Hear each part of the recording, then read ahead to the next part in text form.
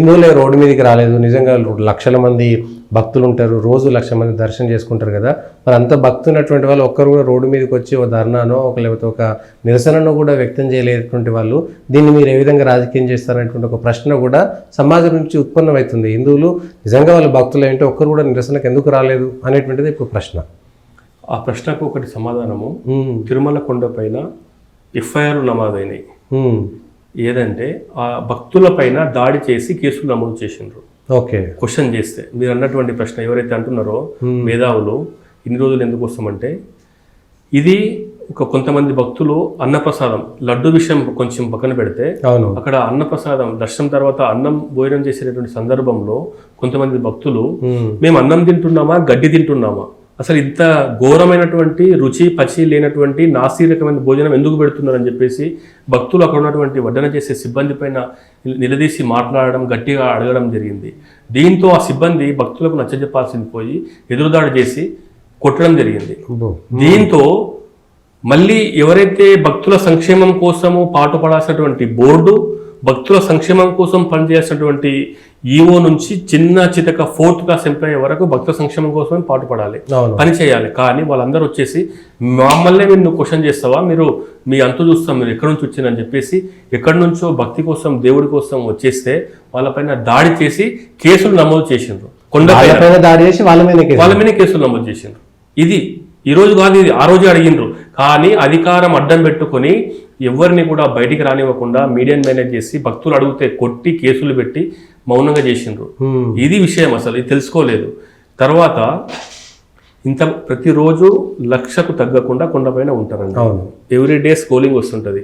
80,000 మంది భక్తులు దర్శించుకున్నారు, 5 కోట్ల రూపాయల హుండీ పడింది అనేటువంటి ప్రతిరోజు వస్తుంటది స్క్రోలింగ్ లో.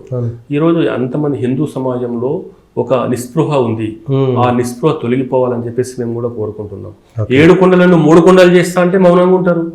7 కొండల యొక్క పవిత్రతను దెబ్బతీసి అక్కడ పింక్ డైమండ్ మాయమైందన్నా గప్పుకుంటారు, అక్కడ గోల్డ్ మొత్తం కూడా మాయమైందన్నా గప్పుకుంటారు. మేము వేసేది వేస్తాం అది ఏమన్నా కానీ అని చెప్పేసి హిందువుల లోపల ఒక నిస్తేజం అనేది ఉంది. అదైతే వాస్తవము.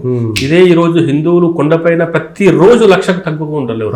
ప్రతిరోజు 1,00,000 పోయేవాళ్ళు వచ్చేవాళ్ళు లక్షలల్లో ఎవ్రీడే 1,00,000 2 లక్షల పైనే ఉంటారు. ఒక్క 10 నిమిషాలు ఈ ఘటన పైన నిరసన వ్యక్తం చేస్తే ప్రపంచం స్తంభించిపోతుంది. కానీ ఆ సోయి హిందువులకు లేదు. ఎవరిని పాపాన వాడేపోతాడు, ఆ దేవుడు ఆ దేవదేవుడు పాపిష్టులను చూసుకుంటాడు. ఆ భారమంతం దేవుని పైనే వేసి తమ పని తాము చేసుకునేటటువంటి ఒక గొప్ప హృదయంతోనే హిందువులు పనిచేస్తున్నారు. కాబట్టి అంత మాత్రాన ఎవరు కూడా అడగడం లేదు అనేటటువంటి విషయం తప్పు. నిలదీస్తే కొట్టి భయపెట్టి కేసులు పెట్టిండ్రు, ఎంక్వైరీ కూడా చేసుకోవచ్చు అక్కడ కొండపైన ఉన్నటువంటి పోలీస్ స్టేషన్లో. రెండవది లడ్డు ప్రసాదం విషయంలో ఇన్నాళ్ళు అడగలేదు, ఇప్పుడే అడిగిండ్రు అంటే తిరుమల తిరుపతి దేవస్థానం లడ్డు విషయంలో చంద్రబాబు నాయుడు గారు అయిపోయిన తర్వాత 2019లో జగన్మోహన్ రెడ్డి సీఎం అయిన తర్వాత 25 రూపాయలు ఉన్న లడ్డూను 50 రూపాయలు చేసేసిండ్రు, డబల్ పెంచేసిండ్రు. పెంచిన తర్వాత దానికి క్వాంటిటీ సైజు పెంచలేదు, క్వాలిటీ నాణ్యత పెంచలేదు, కానీ డబ్బులు మాత్రం పెంచేసిండ్రు.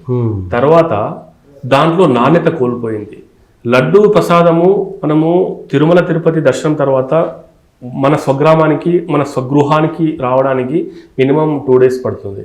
ఆ 2 days లోపల లడ్డు దాని మాధుర్యాన్ని కోల్పోతుంది, దాని యొక్క సువాసన కోల్పోతుంది. గతంలో మనం చూసుకున్నట్లయితే ఆ యొక్క లడ్డు ఇంట్లో దాచిపెడితే దేవుని ఇంట్లో పెడితే మనం ఉండే హాల్లో కావచ్చు గుమగుమలాడేది ఇల్లంతా. చేతిలో తిన్నట్లయితే చేతికి నెయ్యి అంటేది, ఆ వాసన మనం ఒక రోజంతా ఆ మాధుర్యం మనకు కనిపించేది. ఈ రోజు అదంతా లేదు. ఎందుకోసం అంటే కల్తీ జరిగింది కాబట్టి. ఆ యొక్క నెయ్యి లడ్డులో నెయ్యి లేదు కాబట్టి, కల్తీ నెయ్యి ఉంది కాబట్టి మనము కొండపై నుంచి ఇంటికి వచ్చే లోపల లడ్డు ఆవిరైపోతుంది. ఆ లడ్డులో ఆ రుచి ఆ యొక్క తేజస్సు కనిపించడం లేదు. ఇది ఎప్పటి నుంచో జరుగుతుంది. భక్తులు గుసగుసలాడుతున్నారు, చర్చించుకుంటున్నారు, కానీ చేసే వాళ్ళకు కూడా తెలుసు, కానీ ఎవరు ఏం చేయలేకపోతున్నారు. ఇది ఒకటి. రెండో విషయము, ఈరోజు క్యూ లైన్లో వెళ్ళేటటువంటి భక్తుల విషయంలో కూడా గతంలో ఉప్మా ఇచ్చేవాళ్ళు, ప్రసాదం ఇచ్చేవాళ్ళు, పాలు ఇచ్చేవాళ్ళు, రకరకాల పెరుగన్నం ఇచ్చేవాళ్ళు ఏదో రూపంలో. ఎందుకోసమంటే భక్తులు మినిమం 10 నుంచి 20 గంటలు, 10 నుంచి 18 గంటలు, 10 నుంచి 24 గంటలు, 26 గంటల సమయం కూడా మనం చూస్తూ ఉన్నాం. మొత్తం 24 కంపార్ట్మెంట్లు ఫుల్ అయినాయి. దర్శనానికి 18 గంటల సమయం పడుతుంది, 24 గంటల సమయం పడుతుంది, 10 గంటల సమయం పడుతుందని ఎప్పటికప్పుడు అప్డేట్స్ వస్తూనే ఉంటాయి. మరి ఈ 18 గంటలు, 10 గంటలు, 20 గంటలు భక్తులు లైన్లో ఉండాలంటే ఈరోజు మీరు మొత్తం సమాజంలో ఉన్నటువంటి ప్రజలందరూ చూడండి, దాదాపు 70% ప్రతి ఒక్కరికి షుగర్, బీపీ ఉంటుంది. అవును, మీరు ఎవరినైనా తీసుకోండి, 50%, 100% ఉంటుంది. ఇంకా తరువాత ముసలి వాళ్ళు ఉంటారు, పసిపిల్లలు ఉంటారు, పసిపిల్లలకు పాలు ఇవ్వాలి, ముసలి వాళ్ళకు ఉంటారు, ఆరోగ్యం బాగాలేనటువంటి షుగర్, బీపీ వాళ్ళకు నిత్యం ఏదో ఒకటి ఫుడ్ తింటూ ఉండాలి 2 గంటలకు గంటకు. వాళ్ళు ఉప్మా ఇవ్వడానికి ఏమైందండి, అన్నప్రసాదం ఇవ్వడానికి ఏమైందండి, చిన్నపిల్లలకు పసిపిల్లలకు పాలు ఇవ్వడానికి ఏమైందండి? మరి అవెందుకోసం పనిచేసిండ్రు అంటే ఇవన్నీ కూడా కక్ష కట్టుకొని, పని కట్టుకొని హిందూ ధర్మం పైన దాడి చేసేటటువంటి ఒక దూరదృష్టితో, హిందుత్వం అంటేనే వీళ్ళకి గిట్టనటువంటి ఒక వ్యక్తులు అక్కడ పరిపాలన కొనసాగిస్తున్నారు. కాబట్టి ఆ దేవదేవుడికి ఈ యొక్క హిందువులను దూరం చేయాలి.